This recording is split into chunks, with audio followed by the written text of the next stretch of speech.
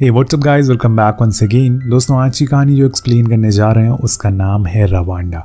समय चल रहा है 1994 का। पूरा रवांडा शहर दंगे से भड़का हुआ है। तुत्सी और हुतो जाति के लोग एक दूसरे के खून के प्यासे हो रखे हैं। इसी अफरा तफरी में एक फरिश्ता है जिसने अलग अलग जाति की 4 औरतों को अपने घर में जगह दी है। उसी में से उसकी वाइफ भी है जो कि एक तुत्सी जाति की है, पर उसका पति फ्रांसिस्को हुतो जाति से बिलोंग करता है और इसीलिए उसने अपनी वाइफ को घर में बने एक बेसमेंट में छुपा दिया है। तभी हम बाहर लोगों की चीखने चिल्लाने की आवाजें सुनते हैं, यानी कि आग अब और ज्यादा भड़क चुकी है। उसी समय हम एक और औरत को देखते हैं जो कि बेहोशी की हालत में है। अब ये दिन जैसे तैसे गुजर जाता है, लेकिन जब अगले दिन एनी की आंख खुलती है तो वो देखती है कि वहां पर उसके अलावा 4 और औरतें मौजूद थी। इसमें से एक अमेरिकन है जो यहाँ पे चैरिटी के लिए आई थी, लेकिन ऐसे माहौल के चक्कर में वो भी यहाँ फंस चुकी है।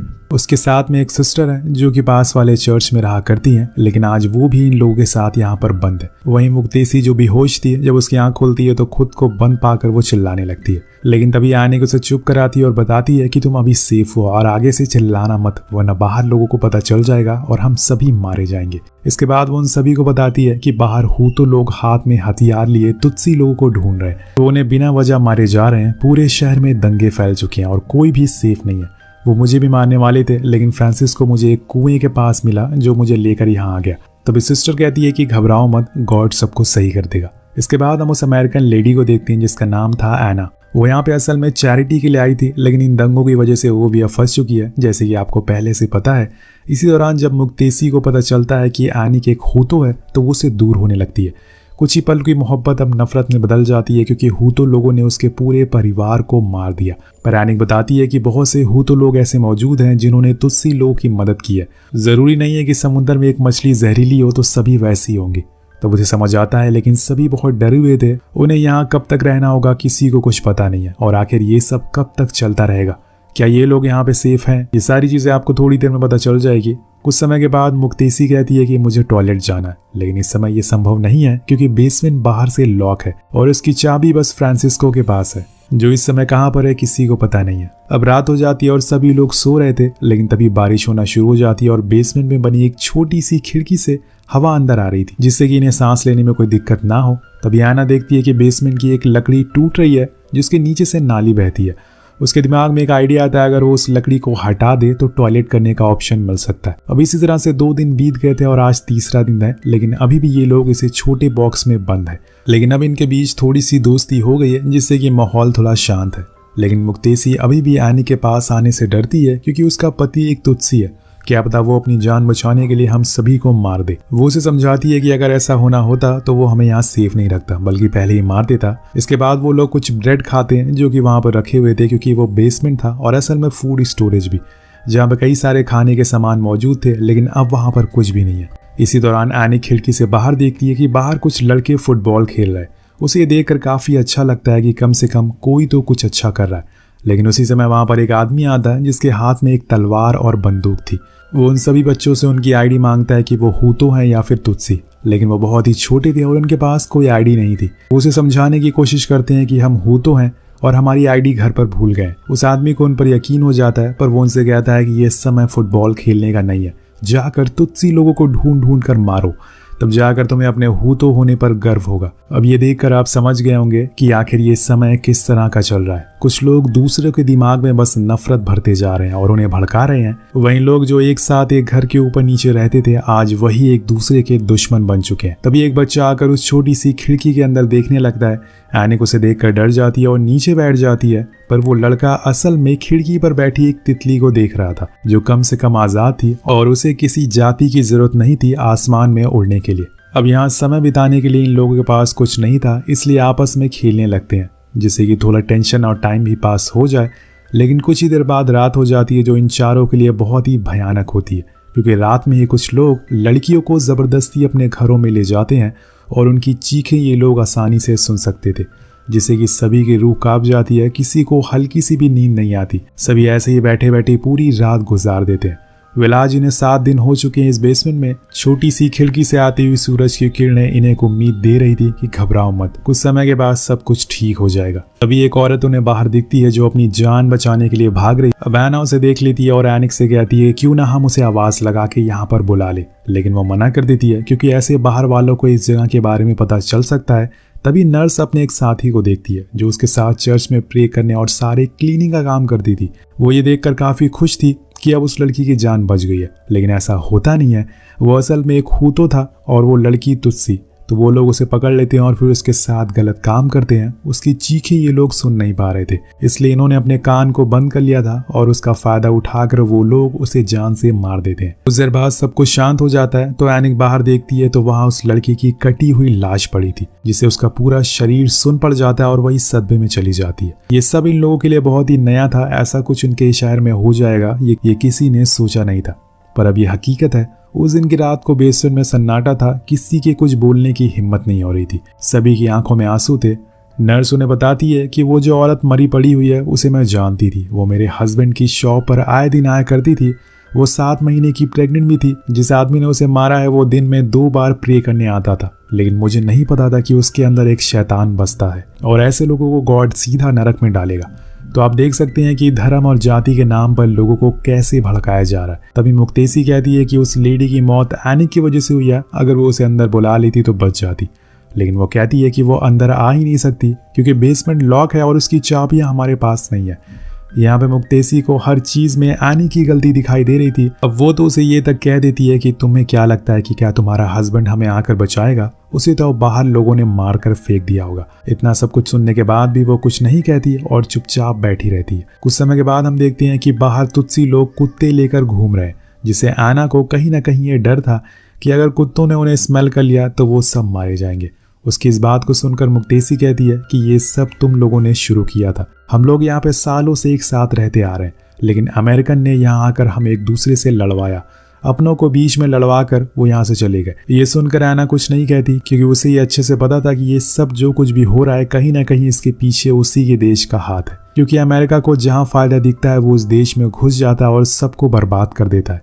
अब आधी रात को नर्स उठती है क्योंकि उसे भूख लगी हुई थी। वो एना का बैग चेक कर दी तो उसमें उसे कुछ खाने का सामान मिलता है, लेकिन तभी मुक्तेसी भी उठ जाती है और ये देख लेती है।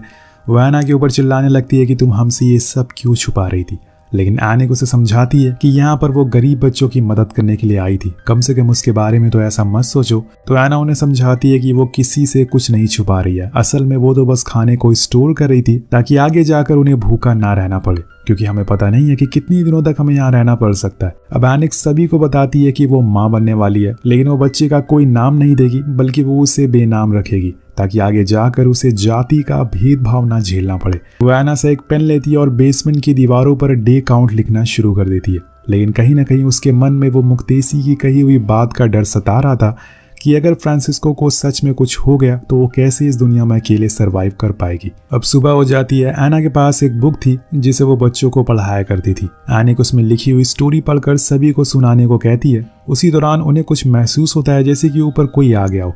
सभी बहुत डर जाते हैं कि क्या ये उनके अंत की आहट सुनाई दे रही है। तभी बेसमेंट का डोर खुलता है, पर वहां पर कोई दुश्मन नहीं बल्कि फ्रांसिस्को था, जो आज कई दिनों बाद लौट कर आया था।